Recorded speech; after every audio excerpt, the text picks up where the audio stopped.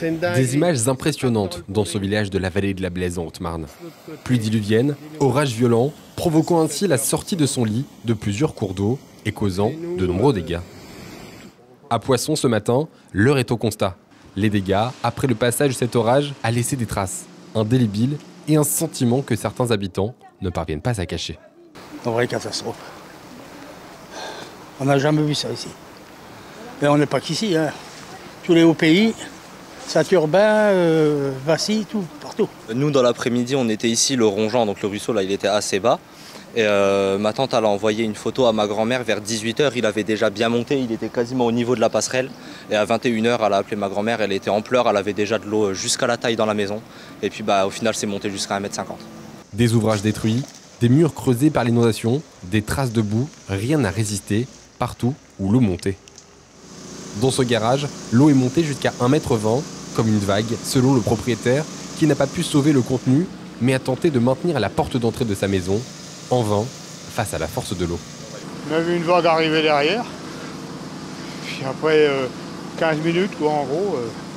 Justement, on a eu la chance derrière, on a fermé tout derrière. On n'a pas eu trop de dégâts dans la maison, mais là, les portes ont explosé, tout a explosé, il y avait 1,20 m d'eau, quoi. Non loin de là, à Joinville, c'est dans un gymnase qu'une centaine de personnes ont été hébergées en urgence par les secours, la communauté de communes et la préfecture.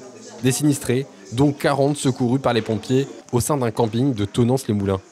Des vacanciers pris de surprise par la montée des eaux.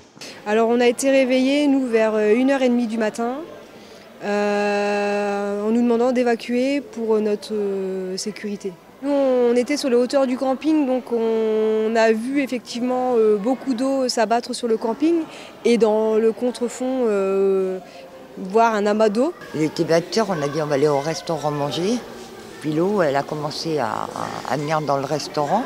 Ils nous ont monté à l'étage. Puis après, c'était une vague. Donc ils nous ont encore redéménagé, trempé jusque-là, quoi. 70 autres personnes accueillies ici ont été secourues de situations d'urgence, elles aussi. On a à peine le temps de prendre les clés des voitures, sortir, que les voitures étaient déjà bloquées sur place. Donc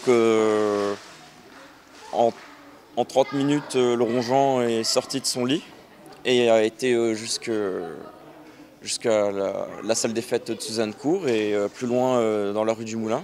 Toute la nuit, nous avons organisé les 350 interventions. 300 pompiers ont été sur le terrain avec des renforts spécialisés des autres départements. 8 sauvetages qui font qu'aujourd'hui, le bilan est plutôt rassurant puisque aucune victime à déplorer.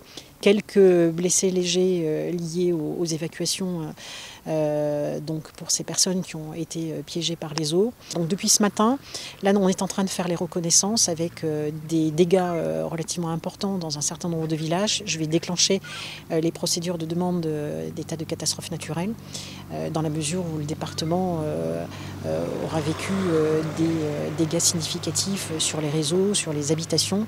Dans certaines habitations, le niveau d'eau a été très important et inédit. Pour l'heure, si l'entraide et la solidarité sont au rendez-vous, les opérations de secours et de reconnaissance continuent sur terre et dans les airs, dans les 66 communes impactées, et la surveillance est accrue sur les cours d'eau, dont la Marne, qui pourrait quant à elle seulement débuter sa progressive montée.